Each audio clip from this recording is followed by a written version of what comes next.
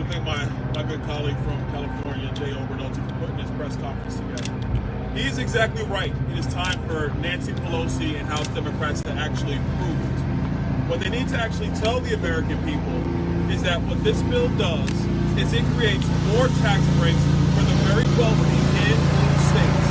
They are creating a $23,000 tax break for every millionaire in blue states across America. That's simply outrageous. Now, I know you guys remember when we passed the Tax Cut and Jobs Act a few years ago, and the talking points from the Democrats then, and even still today, that they were tax cuts for the rich.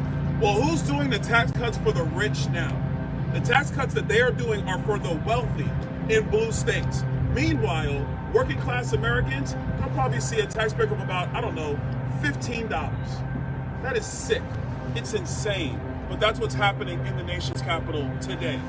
A few days ago, we saw in Virginia, we saw in New Jersey, we saw in Minneapolis, we saw in school boards all across America, the American people have rejected the liberal policies of Joe Biden, Bernie Sanders, and Nancy Pelosi, and they've also rejected those same ideas in local governments and state governments in blue states.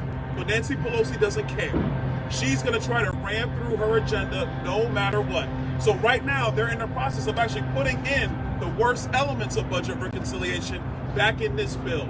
They dropped a 500-page amendment to the bill yesterday, that members of Congress are still trying to sift through and figure out exactly what is happening. So we need a score.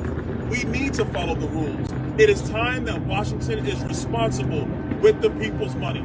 So to the Speaker of the House, we simply tell you to prove it, get a score, and make sure for once you don't give tax breaks for the wealthy in blue states because they don't need that money. And secondarily, we don't need to be spending our country into oblivion.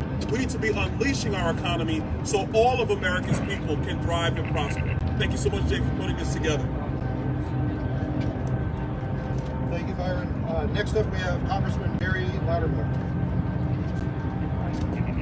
Thanks, Jay. Thank you for all being here today.